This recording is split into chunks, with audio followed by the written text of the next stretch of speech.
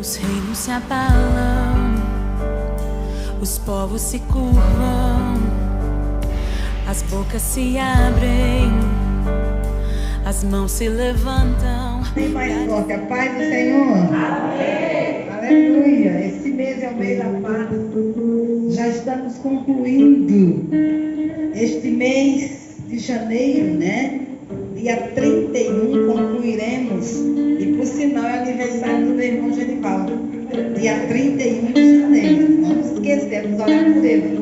E nós vamos confessar cantando um corinho para que nós confessemos o que Jesus é para nós. Ele é a nossa paz. E a nossa alma está cheia de paz. Amém? Eu quero ver vocês abrindo a boca e declarando: a minha alma está cheia de paz. Tem gozo celeste, prazer em dizer: a minha alma está cheia de paz. Eu caminhando vou para a cidade santa, eu caminhando vou. Eu vou cantar no céu, o hino da vitória, eu vou cantar no céu. Então vamos cantar. A minha alma está cheia de paz. A minha alma está cheia de paz. Glória a Deus. Tenho gozo celeste, prazer em dizer que a minha alma está cheia de paz. A minha alma está cheia de paz. Aleluia. A minha alma está cheia de paz. Glória a Deus. Tenho gozo celeste, prazer em dizer que a minha alma está cheia de paz.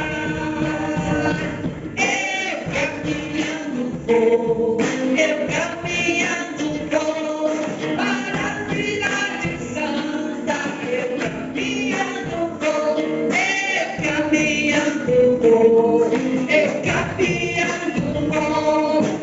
a cidade santa. Eu caminhando vou, a minha alma está cheia de paz. Aleluia. A minha alma está cheia de paz. Glória a Deus. O gozo celeste, prazer em dizer que a minha alma está cheia de paz. Eu vou cantar no céu, o hino da vitória. Eu vou cantar no céu, eu vou cantar no céu, eu vou cantar no céu, o hino da vitória. Eu vou cantar no céu. Aleluia. Glória a Deus, meus amados. Eu gostaria de ministrar a palavra do Senhor para que entendamos para onde estamos indo, para que todos nós entendamos para onde estamos indo, o que vamos gerar este ano. Amém? Então nós... Me dá um desses calendários aí, por favor. Glória ao Senhor, glória ao Senhor, glória ao Senhor. Aleluia. Queridos, vamos, joguem aí, se vocês têm, o decreto deste ano. Vai na Hebreus capítulo 12. Hebreus capítulo 12, que é o nosso decreto este ano. Hebreus capítulo 12, do versículo 26 ao versículo 29. E eu gostaria que nós proclamássemos esta palavra. Esta palavra nós devemos orar, nós devemos profetizar e nós devemos gerar esta palavra que Deus nos deu à igreja, para que neste ano de 2023 nós estejamos gerando esta palavra profética. Olha o que diz a palavra: a voz do qual moveu então a terra, mas agora anunciou dizendo: ainda uma vez comoverei não só a terra, senão também o céu. E esta palavra, ainda uma vez, mostra a mudança das coisas móveis como coisas feitas para que as imóveis permaneçam. Por isso, tendo recebido um reino que não pode ser abalado, retenhamos a graça pela qual sirvamos a Deus agradavelmente, com reverência e piedade, porque o nosso Deus é um fogo consumidor. Você diz amém? Amém. Queridos, decreto é uma palavra de ordem dada pelo nosso Deus, que deve ser gerada por nós, a sua igreja. E já é comum na Igreja Nacional do Senhor Jesus Cristo termos um decreto que é buscado e que é entregue pelo nosso Deus, a fim de que durante aquele ano nós nos movamos em cima deste decreto, chamando a existência deste decreto, proclamando este decreto não só na nossa própria vida, mas na nossa família, na igreja, na cidade, na nação. E este é o ano do decreto, que fala de um reino inabalável. Quando estamos proclamando aqui: venha o teu reino, foi Jesus que nos ensinou a orar, e na oração que ele nos ensinou, ele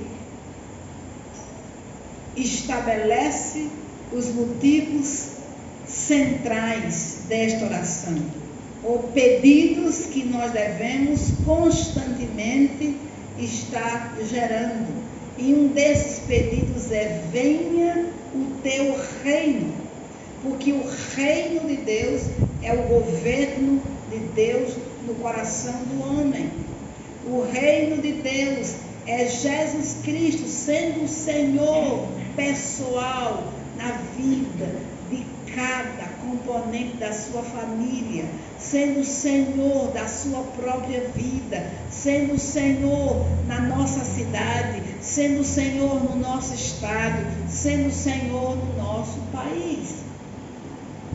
E Jesus só pode ser Senhor daqueles que lhe obedecem, daqueles que o amam. Ele não é o Senhor daqueles que não andam no seu caminho. Ele não é o Senhor daqueles que não guardam os seus mandamentos. Ele não é o Senhor daqueles que seguem a outros deuses. Ele só é o Senhor daqueles que o reconhecem como Senhor pessoal, como Deus vivo. Ele é o Senhor daqueles que amam a sua palavra e guardam os seus mandamentos. Então, há um reino que não se abala. E este reino é o reino de Deus. Esse reino é inabalável. E quando falamos desse decreto, a Bíblia está dizendo que a voz do qual moveu então a terra, quem foi? Que voz que moveu a terra, senão a voz do nosso Deus? Desde lá de Gênesis, o nosso Deus proclamou a sua palavra, haja luz. E quando Deus proclamou, o que Ele proclamou aconteceu. Porque Ele criou todas as coisas pela palavra do seu poder. Mas Ele está dizendo que ainda vai comover, vai abalar, não só a terra, mas os céus. Deus abalou a terra quando enviou o dilúvio sobre o planeta. Deus abalou a cidade de Sodoma e Gomorra quando Ele mandou juízo sobre aquele lugar. Deus tem abalado lugares através de maremotos e terremotos. Deus tem abalado de diversas maneiras. E a Bíblia está dizendo que Deus ainda vai abalar não só a terra, mas também o céu. E quando você toma a palavra de Deus lá no livro de Judas, e você toma a palavra de Deus na segunda carta de Pedro, você vai ver que esta palavra que está sendo anunciada, ela vai acontecer. Deus vai abalar céus e terra. Ele vai abalar tudo que é abalável. Olha o que diz a Bíblia aqui na carta do apóstolo Pedro, no capítulo 2, na sua segunda carta. Olha o que ele diz, olha. Amados, esta já é a segunda carta que vos escrevo. Em ambas procuro despertar a vossa mente sincera com lembranças, para que vos recordeis das palavras ditas anteriormente pelos santos profetas e do mandamento do Senhor e Salvador, dado por meio de vossos apóstolos. O apóstolo Pedro está dirigindo esta carta aos santos, aos crentes. Que crentes são esses? Aqueles crentes que ele escreveu a sua primeira carta, aos crentes que estavam dispersos no Ponto, na Galácia, na Capadócia, na Ásia, na Bitínia. Ele escreveu esta carta, tanto a primeira como a segunda carta, aos eleitos, segundo a presciência de Deus. Ele escreveu aos peregrinos, aqueles que confessaram a Jesus como Senhor, que viviam a vida de fé na pessoa bendita de Jesus Cristo, mas que estavam passando por privações devido à perseguição ao Evangelho impetrada pelo Império Romano.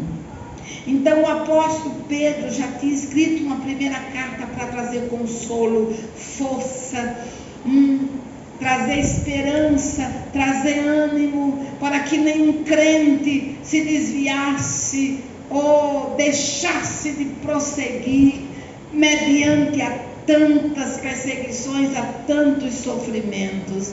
E agora o apóstolo Pedro vai trazer a sua segunda carta para trazer fortalecimento. E ele fala da segunda vinda de Jesus. E ele procura, tanto na primeira carta como na segunda carta, despertar a mente sincera dos santos. Mas despertar com o quê? Com as lembranças. Que tipo de lembranças?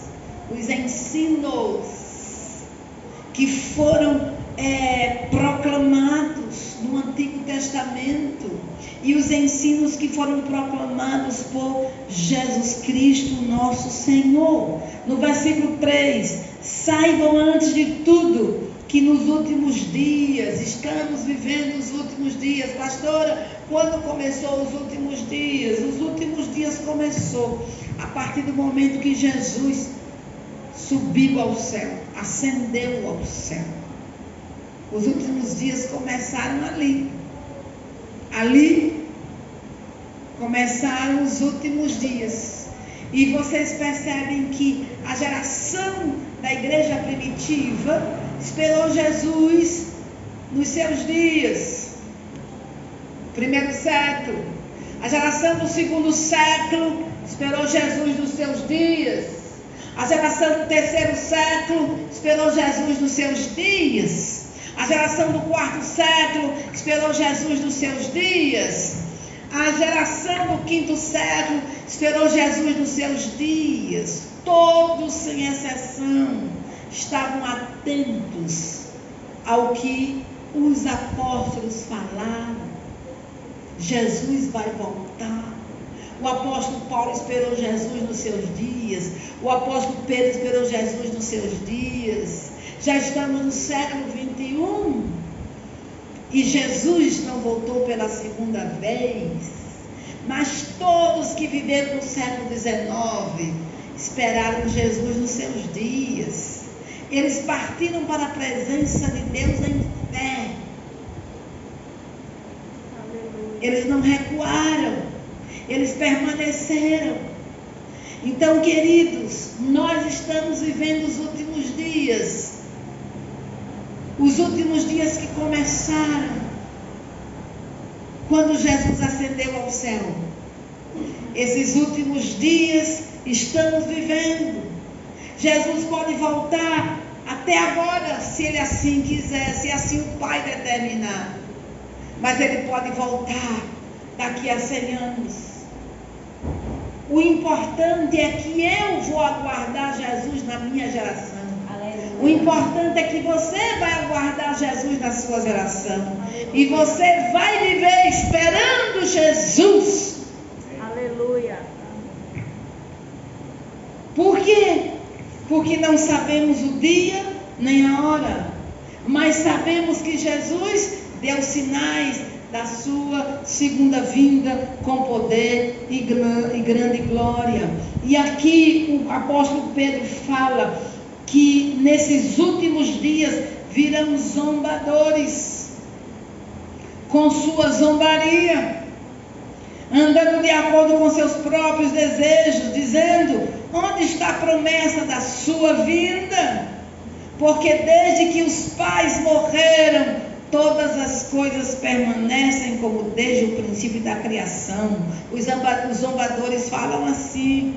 Os zombadores descreem da palavra de Deus. Os zombadores descreem do plano salvífico que Deus estabeleceu em Cristo para todos os povos. Os zombadores descreem da imutabilidade, infalibilidade da palavra de Deus.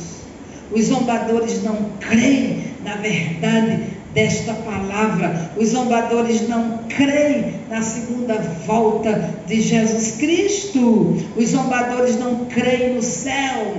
E por esse motivo esses zombadores vão se introduzir no meio do povo de Deus para fazer o quê? Para liberar os seus enganos, para liberar os seus erros, para liberar as suas dúvidas, para liberar as suas mentiras, a fim de que nós sejamos contaminados e saiamos do caminho e percamos a fé e apartemos da santidade e apartemos da verdade. Então nós temos que nos firmar com tudo que temos e com tudo que somos na verdade absoluta da palavra de Deus. Você diz amém? Amém.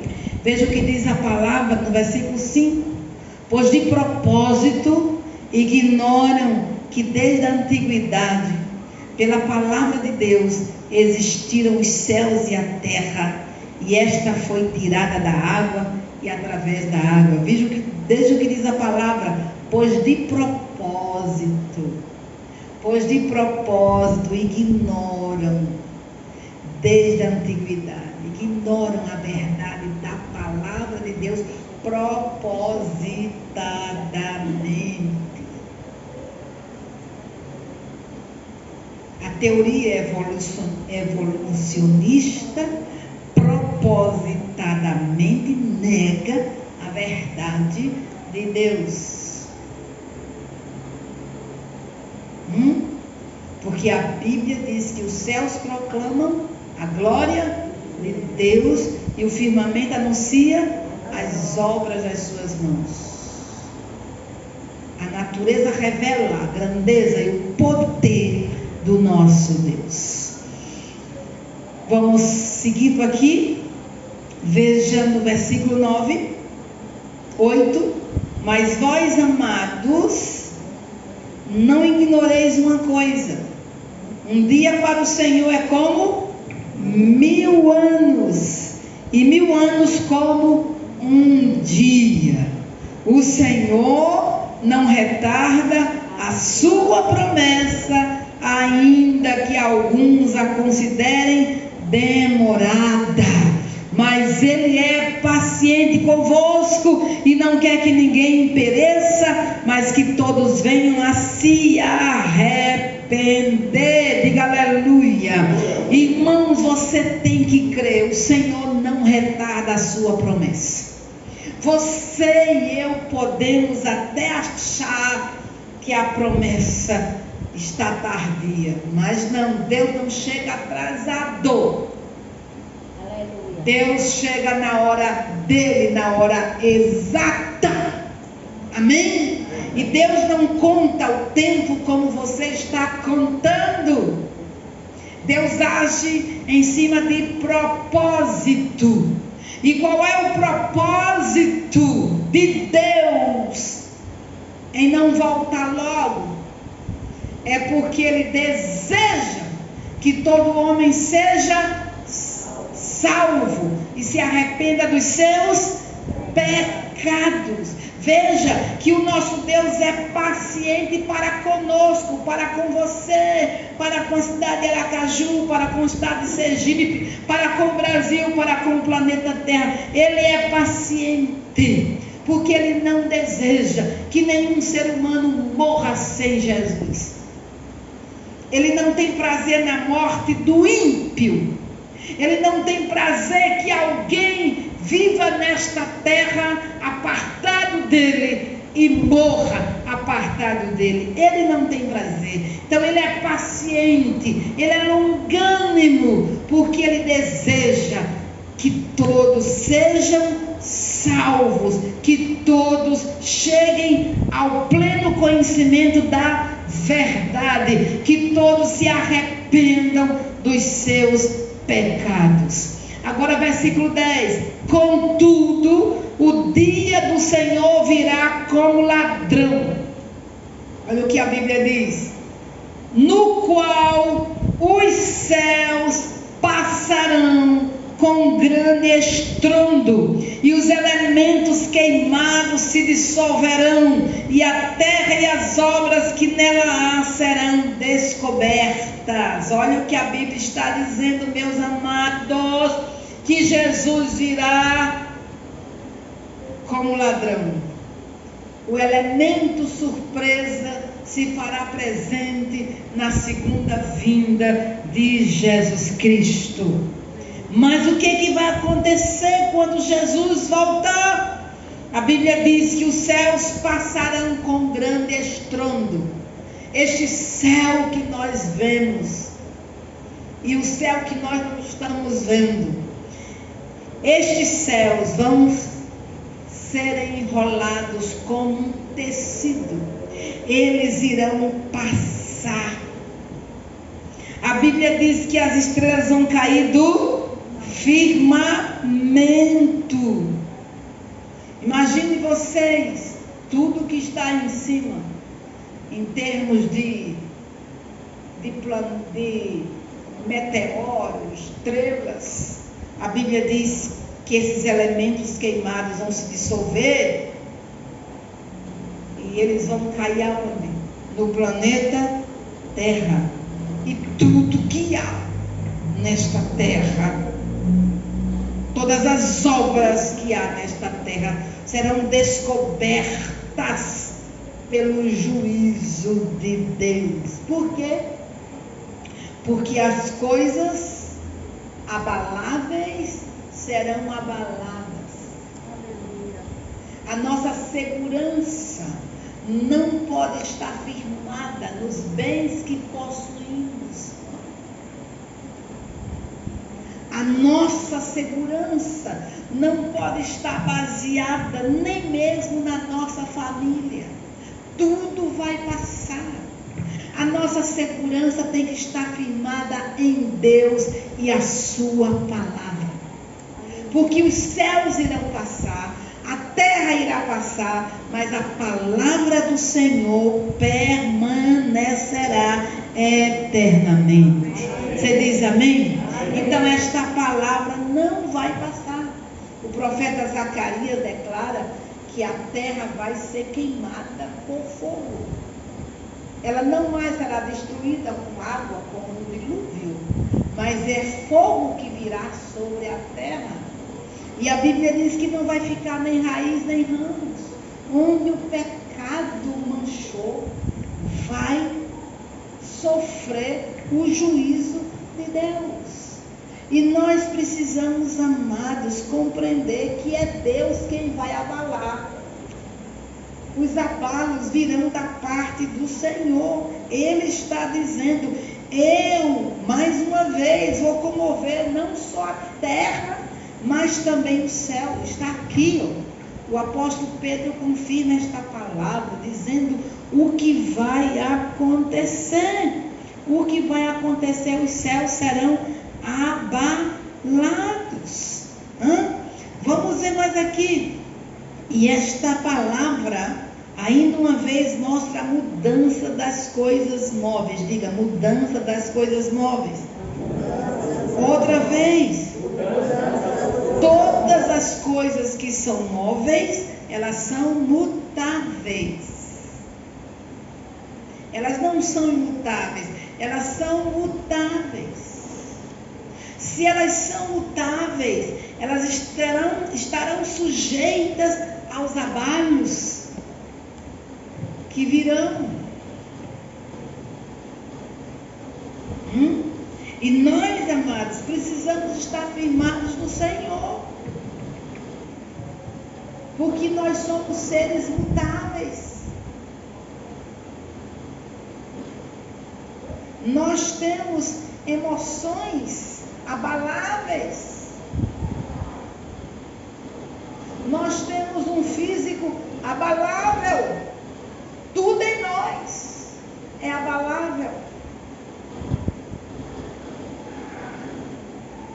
Então nós precisamos nos firmar naquele que é inabalável, o Deus Todo-Poderoso. Porque se estivermos firmados na rocha, nós não seremos abalados. Nós não perderemos a fé.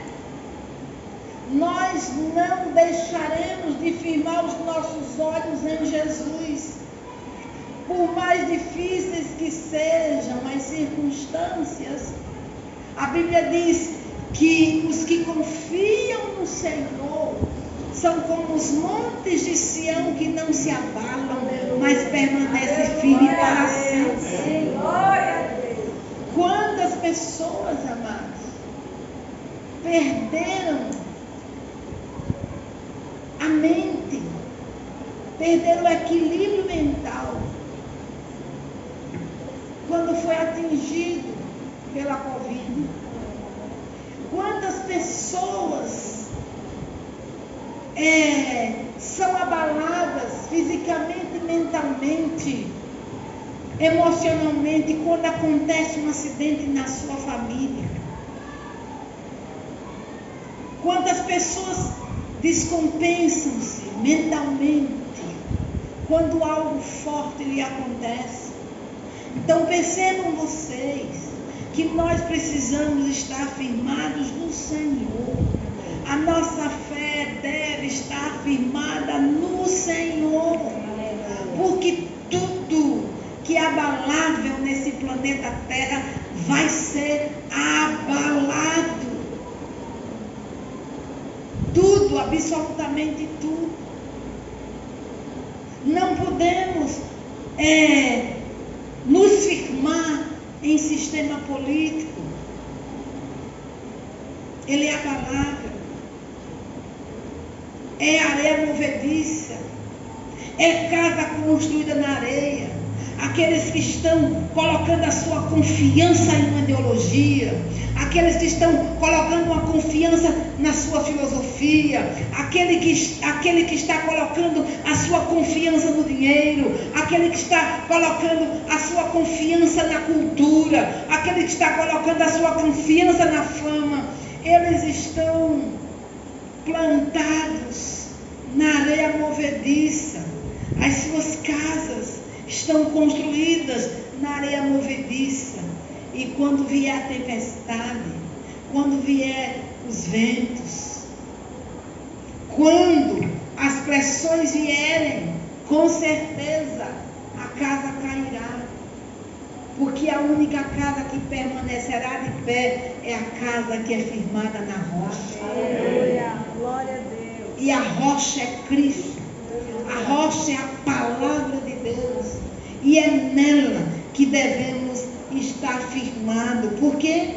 Porque Deus afirma que todas as coisas serão abaladas. E quando nós falamos que todas as coisas serão abaladas, nós não nos incluímos nesses abalos. Nós achamos que os abalos que virão serão abalos sísmicos, serão abalos na economia, serão abalos na educação, serão abalos na política, mas serão abalos na igreja. Mas, irmãos, o abalo vem a você, o abalo vem a mim, o abalo vem a nós pessoalmente. E se esse abalo chegar a nós, como nos encontrará? Onde estamos colocando o nosso coração? Onde estamos colocando a nossa fé? Onde os nossos olhos estão fixados? A quem amamos, a quem tememos, a quem servimos? Será que o nosso coração está firmado em uma denominação? Será que o nosso coração está firmado em uma liderança? Será que o nosso coração está firmado num credo? O nosso coração tem que estar firmado no Senhor Jesus. A Bíblia diz, olhando para Jesus, o autor e consumador da nossa fé. Tudo que Jesus não plantou em mim e você, Ele vai arrancar. Tudo que não é Cristo em mim e você será abalado, porque o Espírito Santo trabalha na nossa vida para formar Cristo, para embelezar-nos a semelhança de Cristo. Então, aquilo que Deus não plantou, Ele vai abalar. Aquilo que Ele não projetou, Ele vai arrancar.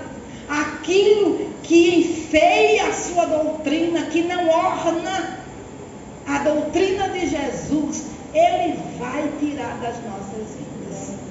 E muitas vezes, amados, vai doer. Mas é necessário que Jesus faça. Porque se assim Jesus não fizer, nós nos perderemos na caminhada. Se assim Jesus não fizer, a beleza dele não será vista em nós. Pensem bem. Como estava o Saulo perseguidor do Evangelho. O Saulo que recebeu carta das autoridades de Jerusalém para ir à cidade de Damasco perseguir os do caminho, perseguir os seguidores de Jesus. Saulo estava confiante naquilo que ele cria. Saulo estava confiante na autoridade que tinha recebido. Ele estava confiante em toda a doutrina que ele se expôs e creu.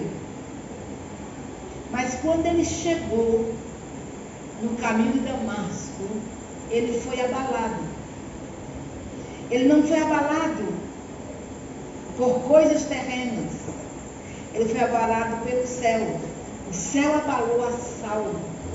Abalou a ponto de trazer do seu coração uma confissão clara e firme na pessoa bendita de Jesus Cristo, que até aquele momento ele não o conhecia. Mas quando ele viu a luz que veio do céu, ele cai. E ele ouve uma voz que dizia: Saulo, Saulo, por que me persegues? E mediante essa voz, ele responde: Quem és tu, Senhor? E por que ele disse Senhor? Porque ele sabia que aquela luz era sobrenatural. Ele sabia que aquela voz era sobrenatural. E se ele sabia que a luz era sobrenatural e que a voz era sobrenatural, só podia ser o Deus Todo-Poderoso que estava falando com ele. E quando ele pergunta: Quem és tu, Senhor? Aí o Senhor se revela. Porque ele se orgulhava por conhecer ao Deus de Abraão, de Isaac e de Jacó. Ele se orgulhava por ser filho de fariseu. Ele se orgulhava por ser sido circuncidado ao 8º dia. Ele se orgulhava por ter sido aluno de Gamaliel. Ele se orgulhava por ser fariseu. E agora o homem Jesus, que ele perseguia, matando, aprisionando os seguidores desse Jesus.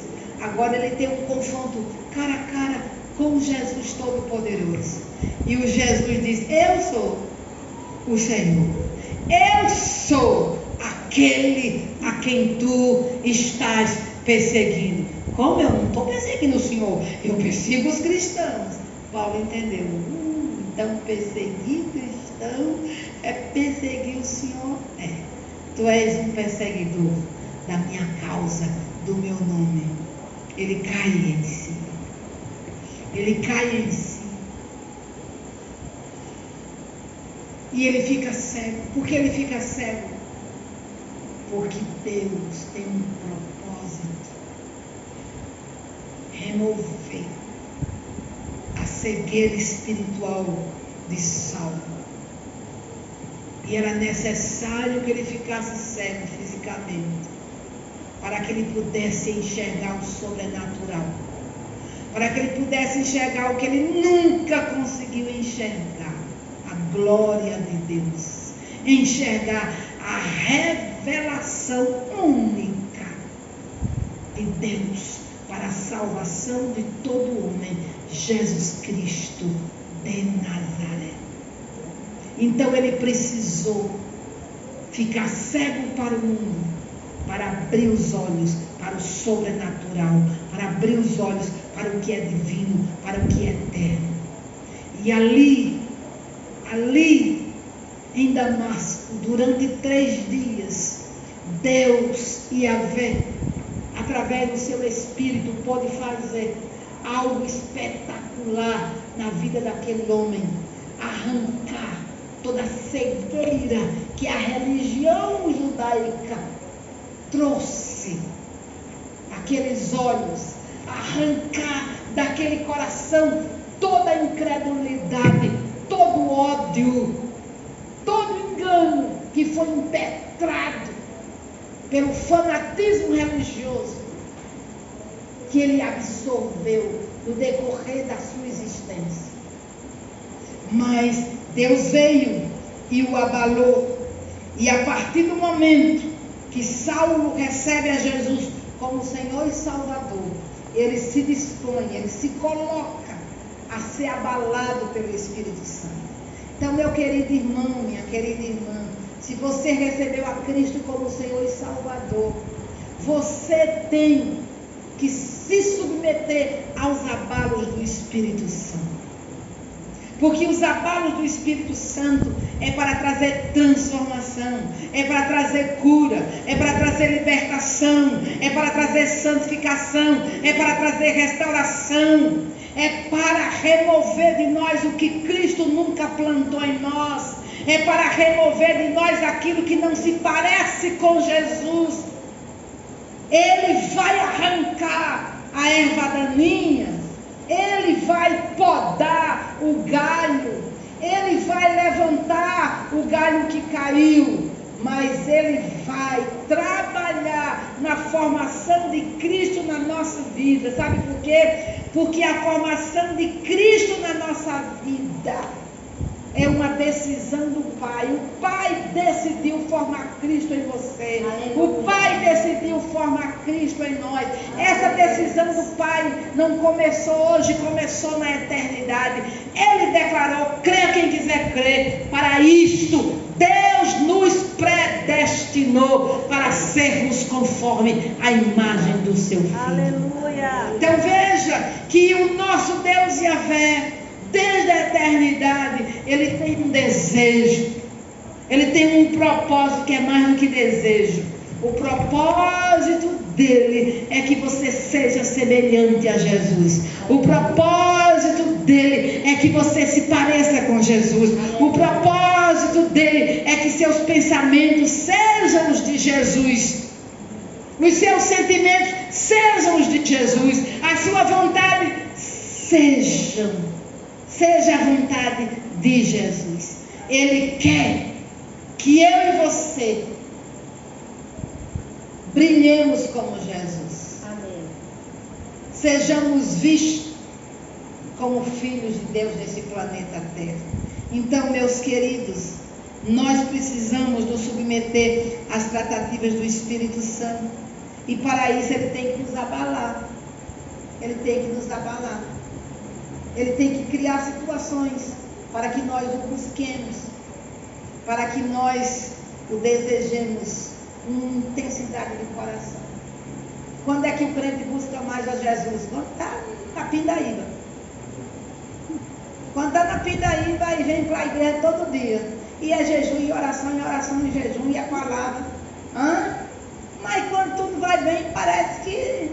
Aí Jesus diz, eu vou permitir uns abalinhos, porque eu quero esse homem, essa mulher na minha presença. Eu quero ser buscado, adorado, servido, porque para isso nós nascemos para o louvor da glória do nosso Deus. Amém, amados?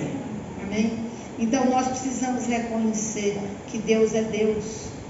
Reconhecer a Ele em todos os nossos caminhos. Olha o que diz mais a palavra. Olha, por isso, tendo recebido um reino que não pode ser abalado.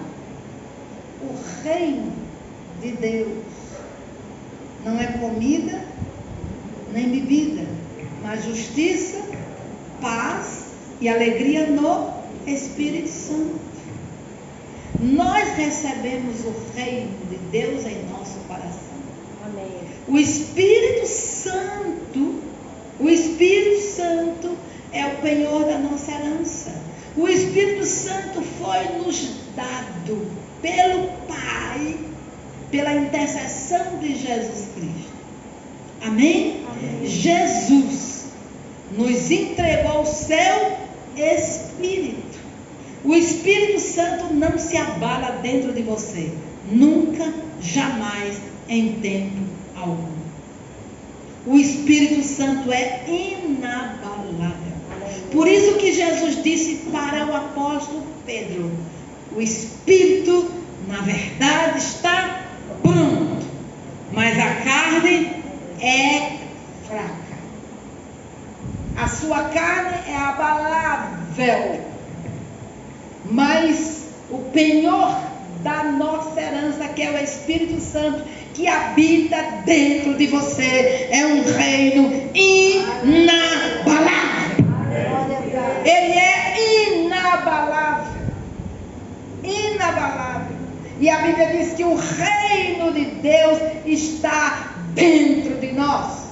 Quando Jesus comissionou os 12 para saírem pregando o Evangelho, ele disse: olha, anuncie, é chegado o reino de Deus.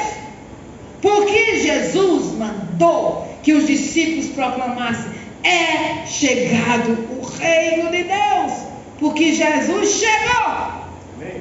Onde Jesus chega o reino de Deus. Jesus disse: vá na frente, porque eu vou chegar onde vocês chegaram. Vocês irão como precursor, mas eu chegarei em cada cidade que vocês entrarem, porque o reino de Deus já chegou. O reino de Deus é Jesus Cristo sendo o Senhor da sua vida. Amém. Governando a sua vida, sendo entronizado na sua vida. Então, quando nós estamos dizendo: venha o teu reino, meus irmãos, venha o teu reino é um reino sempre eterno, o teu domínio permanece de geração em geração. Eu sei que Jesus vai voltar, mas o reino dele é o domínio dele no seu coração, é o domínio dele no meu coração. Quando é que a terra se encherá do conhecimento do Senhor, como as águas cobrem o mar? Meus irmãos, cada vida que é tomada para Jesus, cada vida que se rende a Cristo Jesus, cada vida que expande o Evangelho de Jesus e proporciona a outros conhecerem a Jesus, o reino, a terra está se enchendo deste conhecimento, desta glória, porque a glória de Deus é Jesus Cristo. Ele é a expressão máxima do ser de Deus. Onde Jesus chega a presença de Deus. Amém. Então nós precisamos nos converter a esse senhorio de Jesus, porque esse reino é inabalável. Por isso que a Bíblia diz o quê? Que as portas do inferno não prevalecerão contra a igreja do Senhor. Irmãos, eu sei que estamos vivendo dias difíceis, dias maus, mas olha, ainda que venha uma tempestade de demônios, ainda que venha chuvarada de principados e potestades, nós temos que crer no que a palavra de Deus já disse. E a palavra de Deus é a verdade. A Bíblia declara que Jesus Cristo de Nazaré, na cruz do Calvário, despojou principados, potestades, dominadores de trevas e expôs todos os demônios ao desprezo. Aleluia. Olha, pode ter certeza que há mais anjos do Senhor do que demônios. E nós não podemos estar debaixo desse espírito de pavor, de medo, porque Jesus disse à sua igreja: dou-te autoridade para pisar de serpentes e escorpiões e contra todo o poder do maligno, e nada lhes causará dano. Dê um aleluia aí. Nós precisamos crer que o poder de Jesus é maior, que o nome de Jesus é maior. Claro que Satanás vai tentar fazer tudo para impressionar a mim e a você. Claro que o diabo vai tentar fazer tudo para intimidar a igreja, para dizer que a igreja não está orando, para dizer que as obras deles estão em velocidade. Pode mentir Satanás, porque o que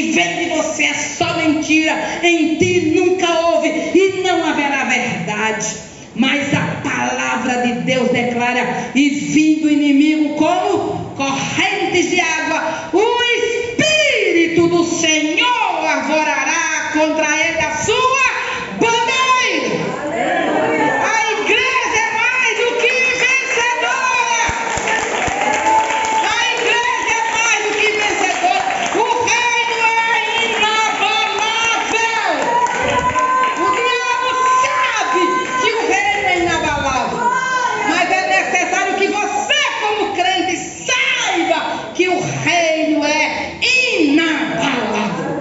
E a Bíblia diz que nós recebemos este reino inabalável. A palavra de Deus declara que nós recebemos, tendo recebido um reino que não pode ser abalado. O que é que tem? O que diz a palavra? Retenhamos a graça pela qual sirvamos a Deus. Retenhamos a graça. Retenhamos a graça. Vivamos pela graça. Adoremos a Deus pela graça. Tudo que fizermos seja debaixo da graça. E tudo que vier de Deus para nós virá debaixo desta graça. Nós vamos viver pela graça. Pela graça. Pela graça sois salvos por meio da fé. Isso não vem de vós, mas vem de Deus, para que ninguém se glorie. Então, meus amados, a Bíblia diz que o anjo do Senhor se acampa ao redor dos que o temem e os livra. Satanás é um intimidador. Satanás vai tentar intimidar a mim e a você. Ele tentou intimidar Davi, mas Davi não se perturbou com a intimidação de Satanás que veio pela boca de Golias.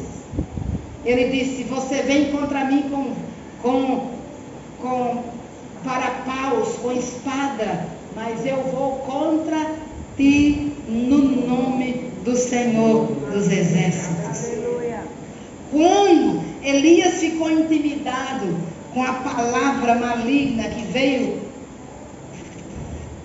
da boca da rainha Jezabel, Elias correu,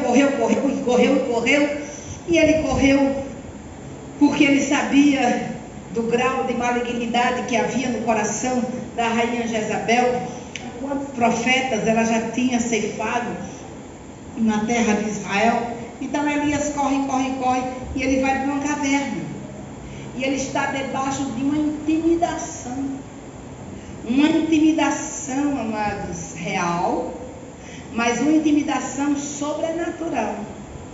Porque quando a rainha Jezabel fez a ameaça, ela não fez no nome dela mesma. Ela não fez no nome do exército de Israel, ou exército do rei Acabe. Não. Ela não invocou o mundo físico. Ela disse: olha, você vai ver, pelos meus deuses. Foi assim? Ela invocou o sobrenatural das trevas. Para quê? Para cumprir um juramento que haveria de matar o profeta Elias. Agora percebam vocês que o profeta Elias está debaixo de intimidação, de ameaça. Mas não é uma ameaça meramente física, como eu gostaria que vocês entendessem. Não é uma ameaça física, não é o medo de uma mulher. Ela era a rainha Jezabel. Ela tinha poderes políticos na nação. Mas ela tinha também poderes proféticos do mal. Porque ela era representante de Baal. Ela era feiticeira, ela era sacerdotisa. Então, quando ela ameaça o profeta Elias, ela não está invocando o reino físico, ela invoca o reino espiritual das trevas. E o profeta Elias, ele se intimida diante disso aí. E ele fica numa caverna de depressão. E eu quero dizer para você que é isso que Satanás quer fazer com a igreja do século XXI e quer fazer com a igreja do Brasil.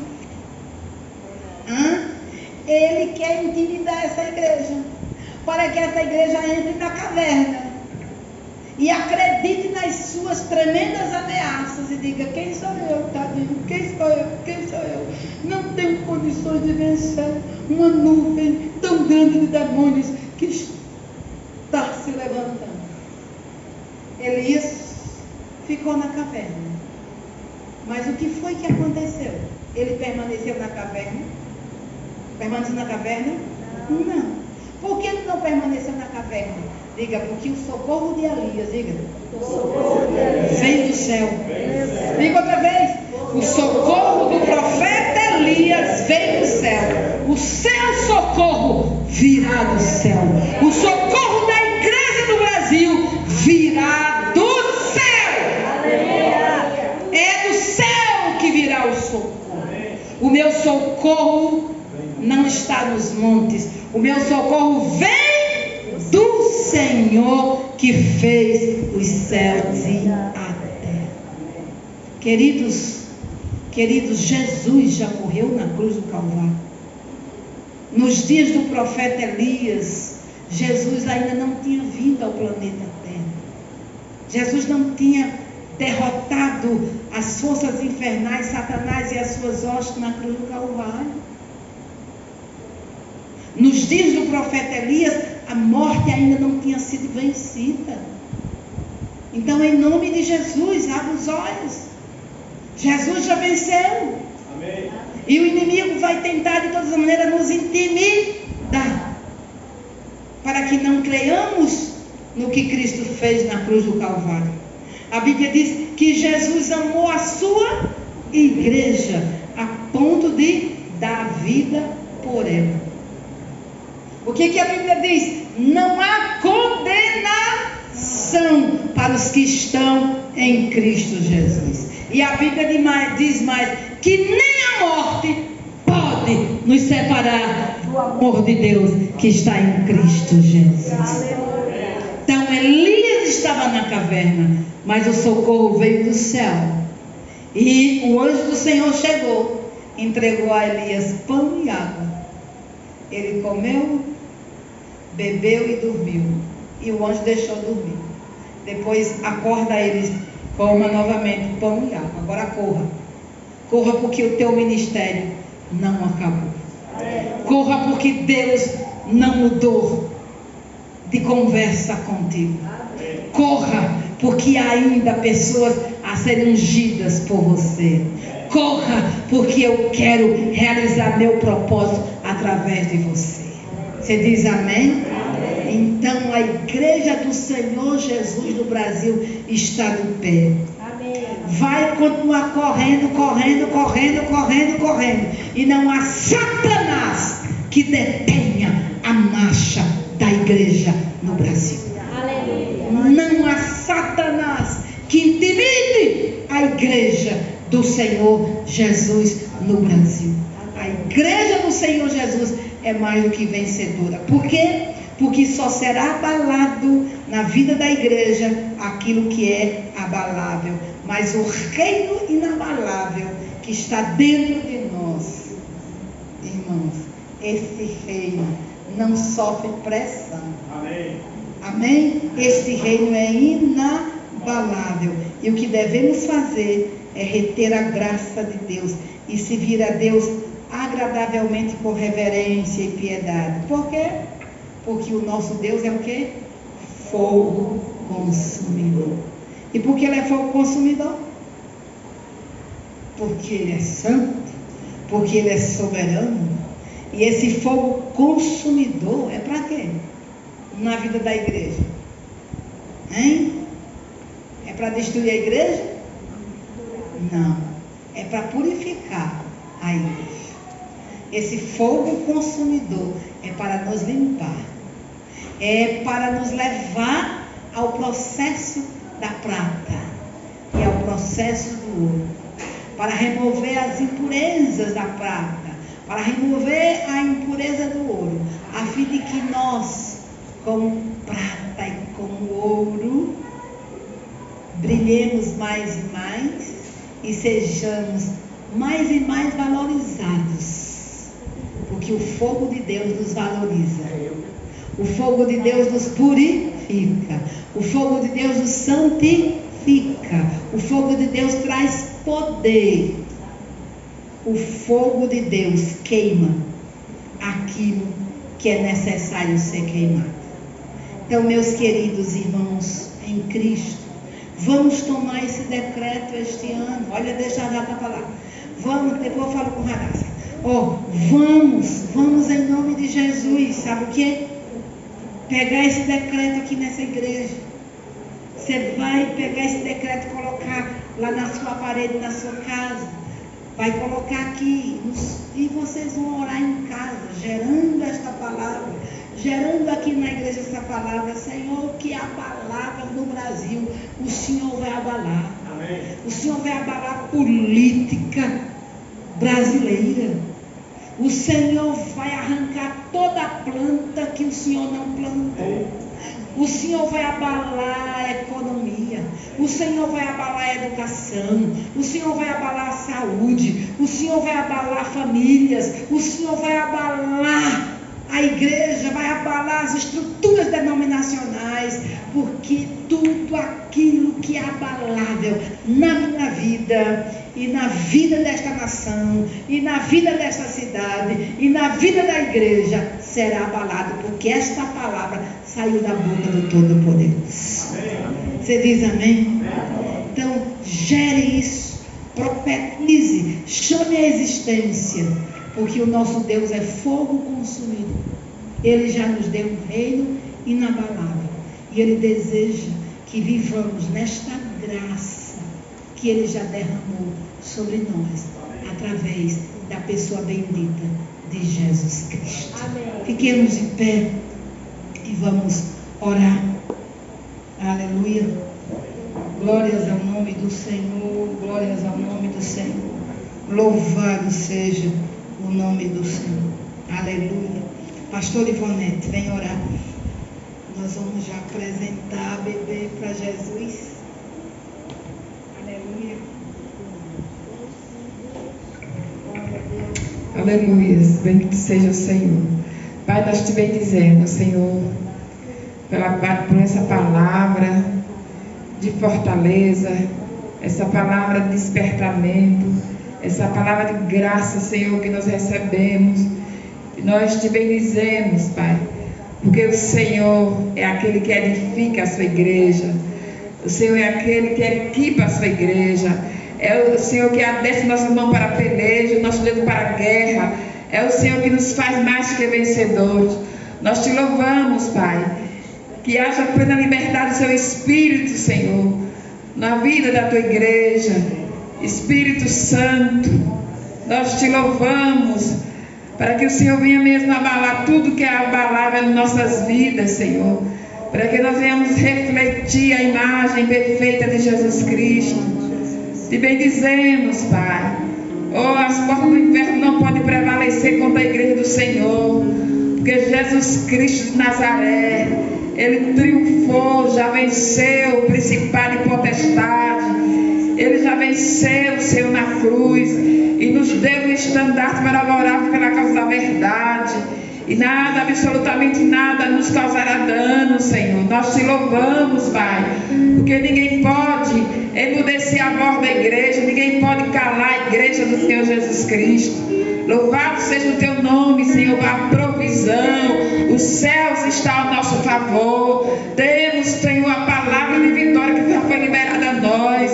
Cumpra, Senhor, o teu querer, a tua vontade, Senhor, para que façamos conhecido o nome que está acima de todo nome. Ao nome de Jesus se dobre todo o joelho e toda língua venha confessar que Jesus Cristo é o único Senhor.